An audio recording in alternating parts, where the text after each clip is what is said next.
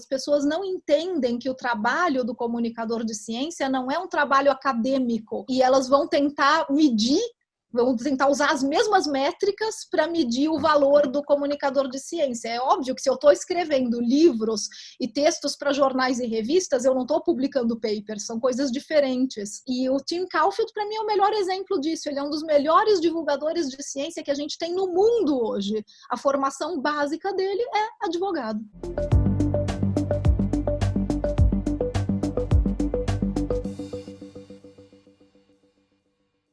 Queria hoje agradecer a presença da Natália Pasternak. Ela é graduada, doutora, pós-doutora em Ciências Biológicas pela USP. Ela tem um pós-doc na área de microbiologia. É pesquisadora colaboradora do Instituto de Ciências Biomédicas da USP, justamente neste momento de pandemia aqui no Laboratório de Desenvolvimento de Vacinas. E é diretora-presidente do Instituto Questão de Ciência, voltado a políticas públicas baseadas em evidências científicas. Eu tenho a satisfação, a honra de pertencer ali ao conselho do Instituto Questão de Ciências e por isso mesmo a gente tem tido bastante contato. E justamente quando nos conhecemos foi quando, em uma atividade de um evento muito legal que ela também ajudou a trazer ao Brasil, que é o Pint of Science, um brinde à ciência. É uma celebração nos bares, em lugares mais informais, onde se discute ciência. Então, Natália, queria te agradecer pela presença e que você contasse um pouco como foi essa tua trajetória de pesquisadora para esse movimento, que no mundo aí se chama mais de movimento cético ou algo do tipo, e como que você teve a ideia de trazer o Pint of Science para o Brasil e como você foi se envolvendo com esse processo. Conta aqui um pouquinho para mim e para os nossos ouvintes como isso aconteceu. Obrigada, Marcelo, pelo convite e a honra de ter você no Instituto Questão de Ciência como conselheiro é toda nossa. E obrigada por todo o seu apoio, inclusive, ao movimento cético brasileiro. Essa história de como isso tudo começou tem histórias muito divertidas. A minha história com divulgação científica, ela começou justamente dentro de uma necessidade de trazer o movimento cético, mas eu não percebi isso no momento que aconteceu. Minha vida era no laboratório, então era uma pessoa bem de bancada de laboratório, de ciência básica, trabalhava com genética de bactérias, até que eu fiquei grávida. E daí eu resolvi dar um tempo do laboratório, eu quis ficar afastada um tempo, eu queria realmente ter essa experiência de ficar só com a minha filha durante um tempo. E durante esse tempo que eu fiquei afastada do laboratório, quando ela fez 1 ano e meio, ela foi para a escolinha, que eu estava me preparando para retornar, justamente. E quando ela foi para a escolinha, apareceu na minha vida uma ferramenta que eu tenho certeza que outras mães vão entender o que eu estou falando. Foi uma ferramenta bastante bizarra chamada Grupo de Mães no WhatsApp. E dentro do grupo de mães no WhatsApp, eu comecei a escutar, assim, uma quantidade de bobagem sobre ciência que era um pouco assustadora, mas assim, assustadora. Eram pessoas com acesso à educação, com um bom nível social, pessoas de classe média alta, de São Paulo, mas que não entendiam nada sobre como a ciência funciona. E no começo eu fiquei bem quietinha nesse grupo de mães, porque eu queria que elas gostassem de mim, né? Mas depois de um tempo, eu comecei a ficar preocupada porque apareceu nesse grupo de mães um movimento anti-vacinas. E uma das mães questionou se realmente deveria dar vacinas e começou a falar para as outras que ela tinha lido um monte de coisas, falando que era perigoso, que não era necessário, que podia dar sequelas, que podia dar autismo. E daí eu percebi que eu não podia ficar quieta. Eu falei, não, eu sou cientista, eu tenho que falar, eu tenho que explicar isso é muito perigoso. E daí eu expliquei.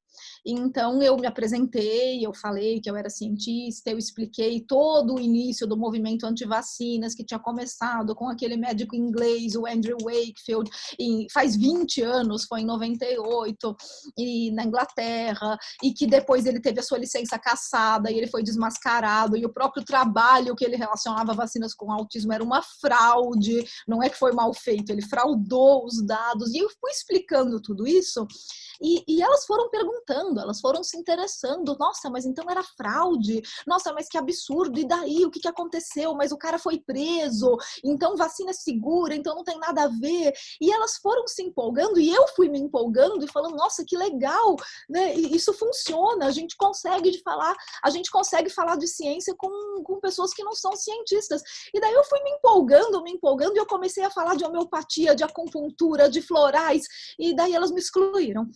Então, foi aí que começou a minha trajetória com divulgação científica e que eu percebi que, sabe, não era tão simples assim explicar para a população, mesmo com pessoas muito interessadas, o que é ciência e o que não é. E foi um choque para mim perceber, primeiro, que esse espaço estava muito vazio no Brasil, que a gente tinha iniciativas de divulgação científica, mas que prezavam muito mais pela beleza da ciência. E que tá certo, a gente tem que mostrar a beleza da ciência, a gente tem que encantar as pessoas por ciência, tudo isso é super importante, mas não é só isso. A gente também precisa educar as pessoas a pensar de forma crítica e racional. A gente precisa ensiná-las a separar o que é ciência e o que não é. E esse trabalho, que é o trabalho dos grupos de ceticismo no mundo, essa promoção do pensamento crítico e racional, ninguém estava fazendo no Brasil. Naquele momento, então, depois do grupo de mães, eu comecei e falei, a gente precisa fazer alguma coisa mais concreta do que simplesmente ficar falando em grupos de WhatsApp. E daí eu criei um blog com 2 colegas do laboratório, eles estavam no doutorado ainda naquela época, e a gente criou então o nosso primeiro projeto de divulgação científica, que era um blog que na época se chamava Café na Bancada, que a gente achou que era um nome genial, porque todo mundo ia entender que afinal a gente trabalhava na bancada do laboratório e tomava café. E daí um monte de gente vinha perguntar se a gente fazia degustação de café. Então, para você ver que a gente manjava muito de divulgação científica, de linguagem jornalística. No fim, o nome pegou e acabou ficando Café na Bancada mesmo. Hoje ele não existe mais. Hoje o blog não... A gente desativou ele faz um tempo. Mas durante um tempo, o blog foi crescendo, foi atraindo a atenção de alguns jornalistas de ciência que gostavam do nosso trabalho. E um dos meus colegas, o Luiz Gustavo, ficou sabendo do festival internacional, o Pint of Science, que naquela época também estava pequenininho, ele estava acontecendo só em acho que 7 países. E o Luiz fez contato com o pessoal de Londres, falou, olha que legal esse negócio aqui, esse pessoal leva cientista para o bar, vamos fazer? Eu falei, vamos. E daí a gente marcou uma primeira reunião, e nessa primeira reunião a gente descobriu que já tinha um grupo de São Carlos que tinha feito contato com o pessoal de Londres e que já tinha feito uma edição do Pint of Science aqui no Brasil em 2015, só que essa edição tinha sido pequenininha só em São Carlos e o pessoal de Londres tinha autorizado isso como um piloto, para ver se o negócio pegava no Brasil. Então, a gente conheceu o pessoal de São Carlos e nessa primeira reunião do Pint of Science foi uma coisa muito engraçada, porque eram 7 cidades só que se juntaram para fazer o primeiro festival realmente nacional, que foi em 2016. E então tinha lá um representante de cada cidade, e de São Paulo tinha eu e o Luiz Gustavo. E a gente precisava eleger alguém para ser o representante nacional do Pint no Brasil. E na hora que a gente falou, bom, então tá bom, então quem vai ser? E ninguém queria pegar. E todo mundo ficou olhando para o lado, assim, uma hora todo mundo olhou para mim, eu falei, tá bom, vai, eu pego. E daí eu falei a frase que me enchem o saco até hoje, que falam que é a melhor citação de Tachner 2015, isso foi no final de 2015, eu disse, tudo bem, vai, eu acho que não vai dar muito trabalho coordenar o Pint of Science Brasil. Então foi isso que eu falei naquela época e eu realmente não sabia onde eu estava me enfiando, porque foram 7 cidades em 2016, 22 cidades em 2017, 85 cidades em 2018, em 2019 eu nem lembro mais. Mas foi assim, foi crescendo, foi uma coisa absurda. Eu sei que para 2020, se não tivesse sido a pandemia, teria mais de 200 cidades, mas daí já não é mais meu.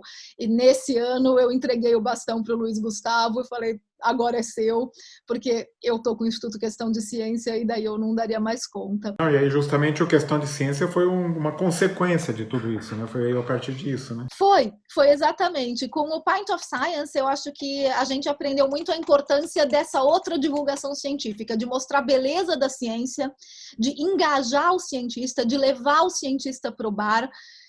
Eu lembro que foi uma coisa muito engraçada. Alguém me perguntou uma vez, nossa, e é difícil convencer os cientistas a ir para o bar? Eu falei, se convencer os cientistas, eles fazem fila na porta. Falar de ciência no bar, com os amigos, tomando cerveja, quem é que não gosta? Então, não tinha nenhuma dificuldade em trazer os cientistas para o bar. As dificuldades eram outras. As dificuldades do Pint eram realmente que a gente nunca teve e nunca vai ter, porque não é o estilo do festival, condição de dar treinamento para os cientistas, para eles aprenderem a falar no bar de uma forma mais didática, mais descontraída, mais informal. Alguns fazem isso naturalmente, como você, né, Marcelo, que tirou de letra lá aquele dia no bar. Mas tem outros que têm mais dificuldade, que ficam mais amarrados numa linguagem mais acadêmica, querem levar slides, né? Teve um episódio de Pint of Science que foi muito engraçado, que eu lembro que era um bar em São Paulo, que o coordenador do bar me chamou no dia e falou, Natália, eu tenho 3 palestrantes que trouxeram cada um, eles têm uns 40 slides para mostrar, o que eu faço? Eu falei, ok, fala que o computador quebrou e que eles vão ter... Eu falei, fala que eles vão ter que falar sem. E ele fez isso. E foi muito engraçado, porque eles ficaram brancos na hora, não, mas sem slide, mas como assim? Não vai dar, desculpa, essas coisas acontecem, bar é assim mesmo. E foi fantástico. Foi uma das melhores mesas de discussão, porque eles tiveram que simplesmente bater papo no bar sobre ciência, que é o que a gente quer. Né? Mas o Pint of Science também mostrou para a gente que não era só isso, que isso era lindo, era uma celebração da ciência, continuo sendo super fã do festival e vou continuar apoiando o festival para sempre, mas é um festival de celebração, ele é um festival que mostra a beleza da ciência. Eu queria fazer no Brasil realmente promoção de pensamento crítico e racional, eu queria trazer o movimento cético para o Brasil, e daí a gente se juntou, os 4 fundadores do Questão de Ciência, que somos eu, o Marcelo Yamashita, lá do Instituto de Física Teórica da Unesp, o Paulo Almeida, que é psicólogo, advogado e está fazendo seu doutorado em políticas públicas na USP, e o Carlos Orsi, que é um jornalista científico que tem aí 30 anos de experiência de carreira e que eu tenho um viés muito pessoal para falar, porque ele também é meu companheiro, mas eu me atrevo a dizer que certamente uma das pessoas que mais entende de comunicação de ciência no Brasil. E daí a gente resolveu, então, falar, ok, então vamos fazer isso direito, vamos fazer isso de uma forma institucional, vamos criar uma figura jurídica, vamos criar uma associação, convidar pessoas para fazer parte dessa associação num conselho consultivo, com um conselho fiscal, fazer realmente uma estrutura sólida e que transmita credibilidade para a população, para que as pessoas vejam que a gente realmente se preocupou em fazer isso de uma forma institucional, estruturada, legalizada e que possa realmente representar o movimento cético internacional aqui no Brasil. E isso deu muito certo. A gente estabeleceu várias parcerias internacionais desde o começo. O movimento cético americano, que é muito bem representado pelo Center for Inquiry, que foi criado há 50 anos por figuras ilustres como Carl Sagan, Isaac Asimov, James Randi, eles nos ajudaram muito a montar o IQC aqui no Brasil. Então, a gente conseguiu montar realmente desde o começo algo muito estruturado e pensado para promover políticas públicas baseadas em evidência científica e para promover o pensamento crítico e racional. E deu super certo. Nós realmente hoje somos conhecidos internacionalmente como The Brazilian Skeptics e a gente consegue fazer esse trabalho em parceria com outras comunidades céticas no mundo. E justamente veio aí, no meio dessa loucura toda, veio a pandemia, que também teve uma avalanche, né? Justamente acho que foi o timing, né, interessante de estruturar o Instituto no momento adequado, porque agora você está em todas as mídias, né, aparecendo em tudo que é lugar, porque a necessidade, né, da mídia constituída de buscar fontes fidedignas e que saibam falar é fundamental. E nesse momento, então, justamente a existência do Instituto e a sua participação tem sido fundamental nessa pandemia. Justamente nesse aspecto que eu queria te perguntar aí, você observando tudo o que está acontecendo, qual que é a tua principal preocupação para o futuro? Eu sei que tem muitas, né? A gente está vendo aí a questão, e a gente tem conversado, né, sobre a questão de remédios que são até propagandeados por presidentes, né? Até falsas expectativas com relação às testagens, com relação às próprias vacinas. E o que mais me preocupa, na minha opinião, agora é o que está voltando a aparecer, que também já tivemos a oportunidade de conversar, que é o movimento anti-vacina, seja ele por motivações políticas, partidárias, não importa o motivo, mas é um movimento que está sempre ali por trás, preocupando um pouquinho. O que você está enxergando aí com relação ao futuro da comunicação, principalmente, da dificuldade de comunicação com relação à pandemia? Marcelo, eu acho que se por um lado a pandemia trouxe à tona a importância da comunicação da ciência, e eu acho que por isso que o IQC ganhou esse protagonismo, e eu representando o IQC, então ganhei todo esse espaço na mídia, porque realmente as pessoas perceberam a importância de conseguir traduzir a ciência para um público não especialista. E isso é um trabalho que requer treinamento e que requer aptidão. Então, eu acho muito importante que isso finalmente tenha sido reconhecido, porque sempre que a gente falava antes, e você sabe disso na Unicamp muito bem, muitas pessoas confundem comunicação da ciência com marketing institucional, que são coisas completamente diferentes. Os dois são necessários. É muito importante que as instituições de pesquisa tenham um bom marketing institucional para mostrar para a população o que elas fazem, dar um retorno para a população. Mas isso não é comunicação da ciência. Comunicar a ciência é justamente conseguir traduzir a ciência para um público não especialista, e no momento da pandemia, isso se mostrou extremamente necessário. As pessoas precisam entender quais são os processos da ciência, como que se faz um medicamento, como que se faz uma vacina, por que a gente sabe que tal procedimento funciona e o outro não. Então, tudo isso se tornou necessário. Agora, os desafios que isso trouxe, eu acho que isso também escancarou para a gente o tamanho do problema. E eu vejo um esforço muito grande dos cientistas hoje em comunicar a ciência. Eu acho que eu nunca vi um engajamento tão forte dos cientistas na mídia, fazendo programas de divulgação, você mesmo fazendo esse tipo de bate-papo e outros programas que eu sei que você faz para realmente levar a ciência para fora da universidade, né? Isso nunca ficou tão óbvio e tão engajado agora. A mídia tradicional também, o jornalismo brasileiro está dando um exemplo, está fazendo uma cobertura excelente da pandemia, também procurando sempre se consultar com os cientistas e com os comunicadores de ciência para ver se está passando a informação correta, com esse cuidado de como comunicar para a população. E ao mesmo tempo em que é muito bonito ver todo esse esforço, me assusta ver que a mensagem não chega. E a gente está em um momento onde a gente ainda precisa explicar por que o distanciamento social é necessário. As pessoas ainda não entenderam por que elas precisam usar máscara. A gente está falando de reabertura, as pessoas entendem que reabriu, então liberou geral, eu posso ir para o bar, para um show, onde está todo mundo pulando juntinho com o DJ, cantando como se fosse vida normal. A gente tem visto isso acontecer, principalmente aqui em São Paulo, no Rio, e a gente vê comportamentos que são muito assustadores. Então, a gente recebe relatos de pessoas que falam assim, não, eu tô cumprindo a quarentena direitinho, eu só saio para visitar familiares e amigos, mas eles também estão de quarentena. E daí você fala, oi? Assim, a pessoa não entendeu o conceito básico da quarentena. E isso eu tenho escutado muito, sério, é assustador. Ontem a gente fez uma live com a professora Lorena Barberia, de políticas públicas lá da USP, do Departamento de Ciências Políticas da USP, e ela fez uma pesquisa de opinião, né, sobre conceitos básicos de isolamento social e de distanciamento e de uso de máscaras, enfim, medidas quarentenárias básicas. Ela fez essa pesquisa em parceria com a FGV.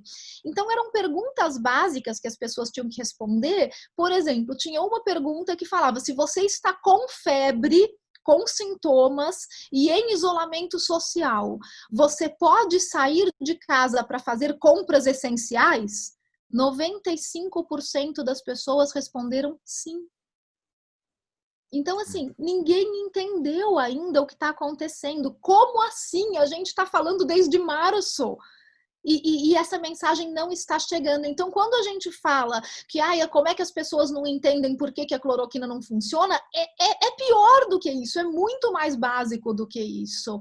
E é esse o nosso desafio. Além da barreira natural, isso é algo, né, muito estudado nessa área da pseudociência, que além da barreira natural das pessoas de buscar as suas crenças e proteger as suas crenças, além de tudo, nós temos um governo que vai remando contra e a classe médica, muitas vezes também, justamente indo na direção contrária, o que complica ainda mais o trabalho de uma divulgação séria, que é bastante delicada. Você tem visto esse movimento anti-vacina? O que você tem visto nesse sentido? O movimento anti-vacina, a gente sempre ficou assim, um pouco aliviado em relação ao resto do mundo, que o movimento anti-vacina nunca pegou no Brasil, né?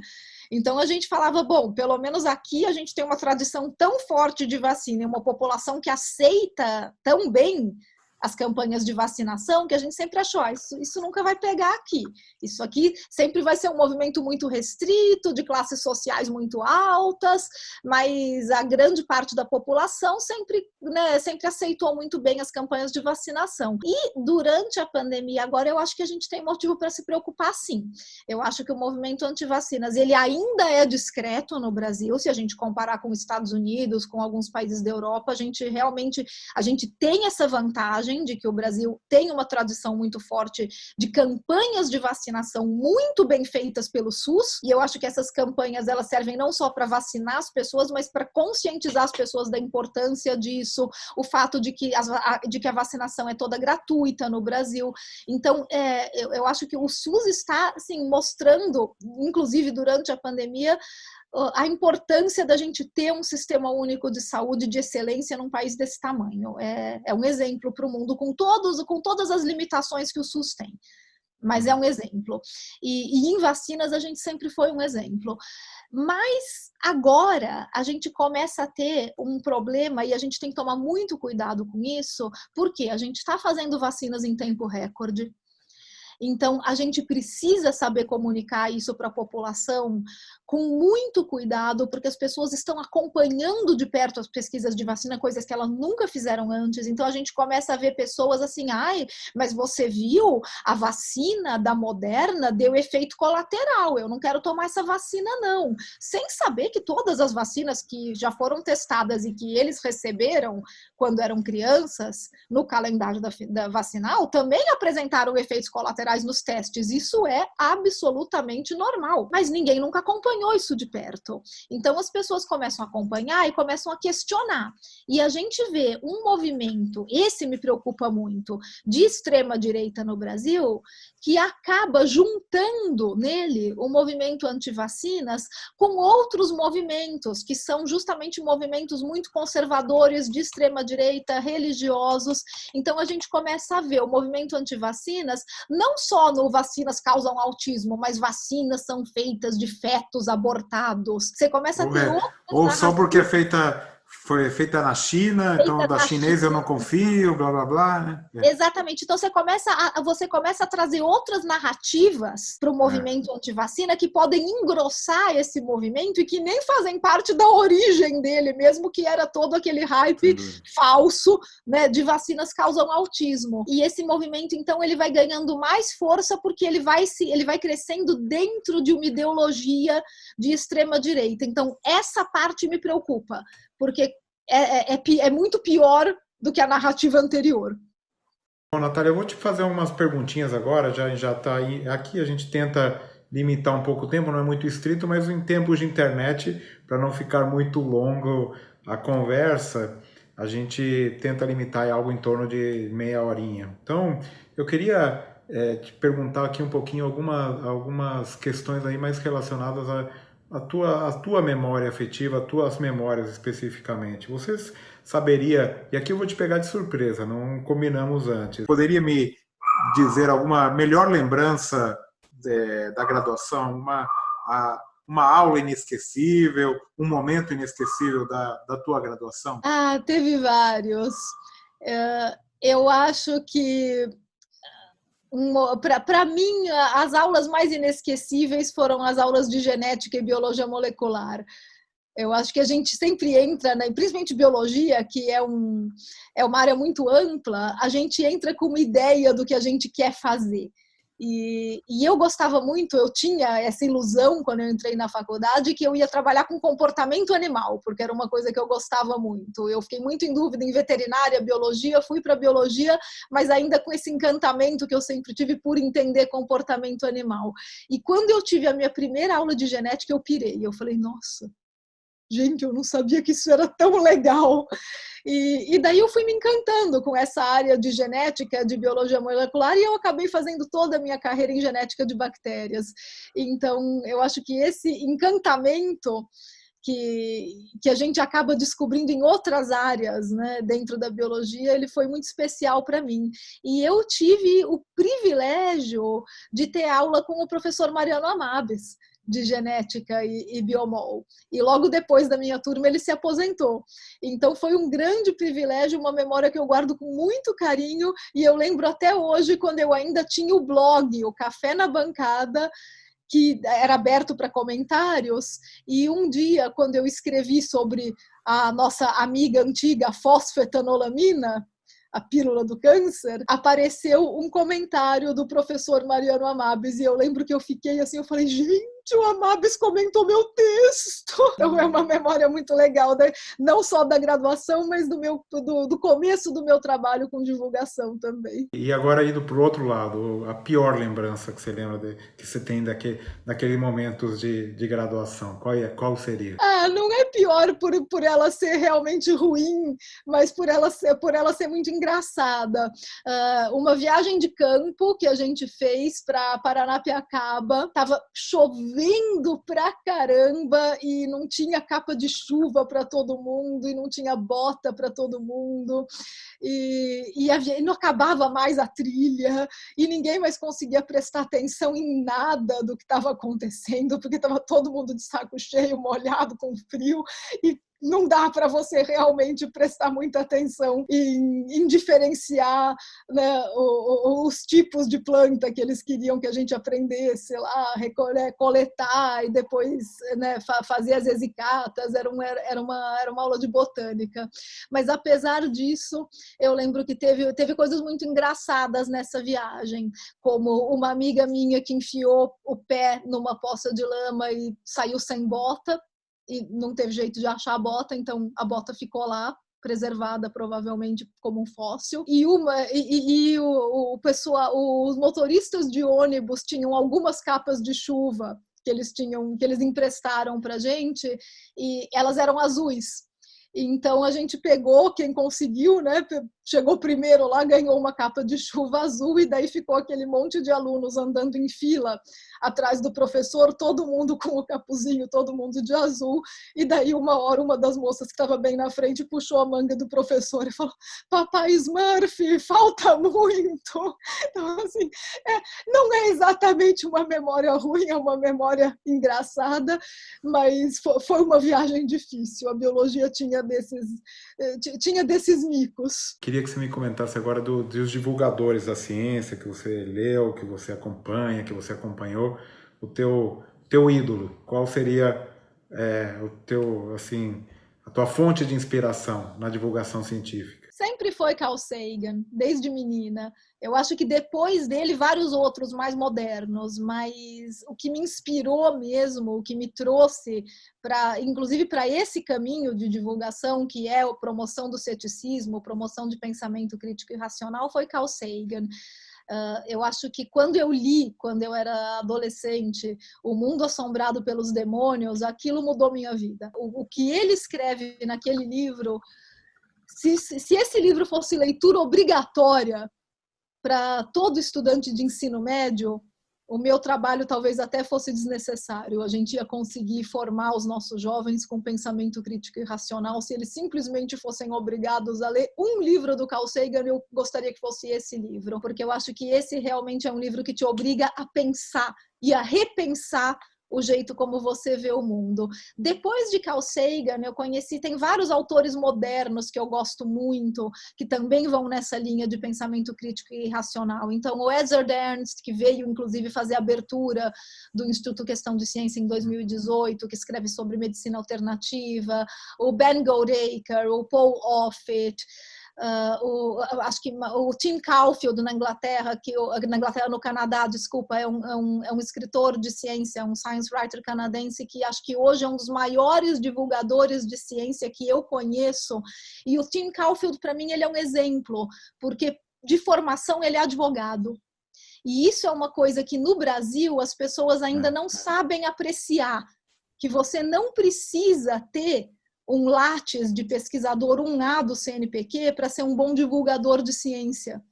Inclusive, quando as pessoas reclamam do meu Lattes, Marcelo, eu mando ver o seu, né? Quando as pessoas falam: "Ai, mas essa mulher não é cientista de verdade, ela tem poucas publicações, como é que ela está aí falando de ciência?" Eu falo: "Ok, dá uma olhada no Lattes do meu conselho consultivo, começa com o Marcelo Nobel, né? Para você ver as pessoas que me apoiam." Porque eu acho que isso é uma coisa que ainda é muito mal vista no Brasil. As pessoas não entendem que o trabalho do comunicador de ciência não é um trabalho acadêmico, e elas vão tentar usar as mesmas métricas para medir o valor do comunicador de ciência. É óbvio que se eu estou escrevendo livros e textos para jornais e revistas, eu não estou publicando papers, são coisas diferentes. E o Tim Caulfield, para mim, é o melhor exemplo disso. Ele é um dos melhores divulgadores de ciência que a gente tem no mundo hoje. A formação básica dele é advogado. E falando em Lattes, uma pergunta capciosa. Qual que é uma habilidade, alguma característica tua que nunca estará no Lattes? Eu sou bailarina. Eu acho que essa realmente não dá para eu colocar no Lattes. Apesar de que tem gente que está colocando qualquer coisa, né? O outro dia conheci aqui na Unicamp, veio uma ex-aluna nossa, era já professora no MIT, para você ter uma ideia, de engenharia, e ela largou tudo para ser professora de tango. Então, você vê ainda... você vê, ainda tem possibilidades de outra carreira, pelo menos. Bom, se tudo der errado, pelo menos eu acho que eu ainda sei dançar. É uma boa.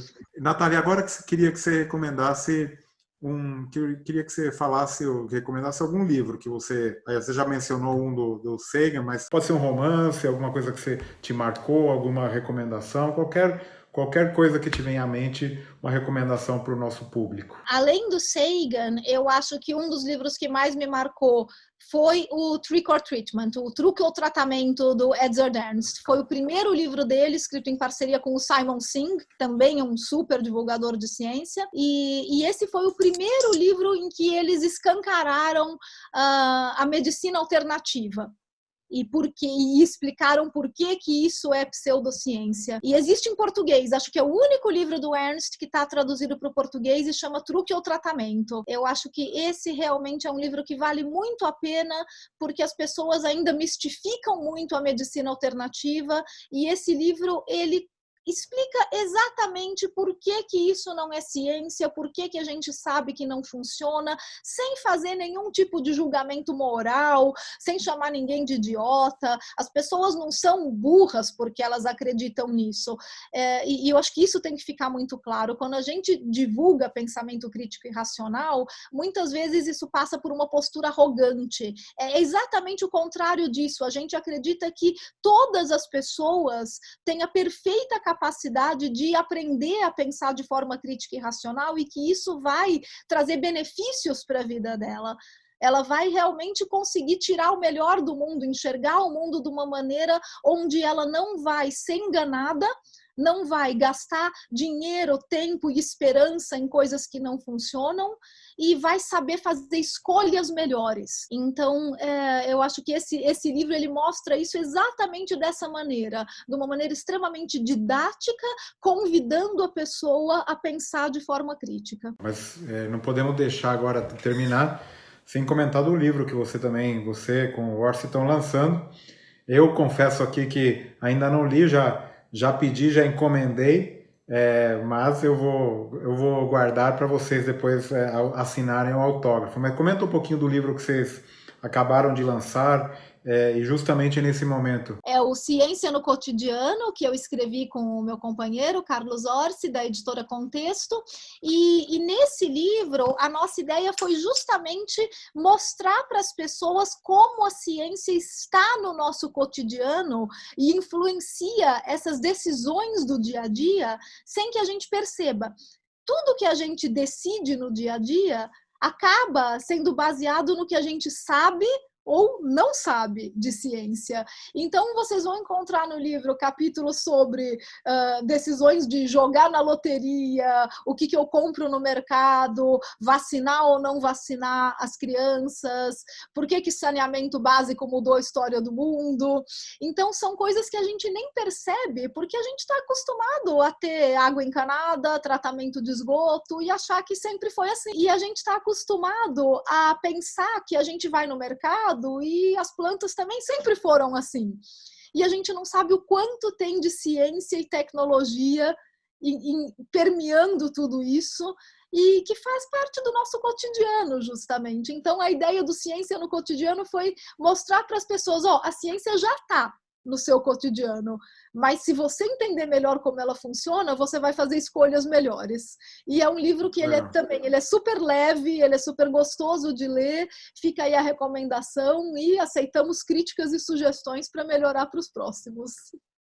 Bom, Natália, obrigado, uma alegria falar com você, para sempre uma conversa, um bate-papo muito gostoso, e parabéns novamente aí pelo trabalho que você tem feito nesse momento tão crítico que a gente está vivendo, realmente assustador o que a gente está vendo, e precisamos o tempo todo, quase que um trabalho de formiguinha, bater na tecla, mostrar o que é a ciência, como ela funciona, porque realmente o momento exige. Parabéns pelo trabalho, tanto pessoal como no Instituto Questão de Ciência.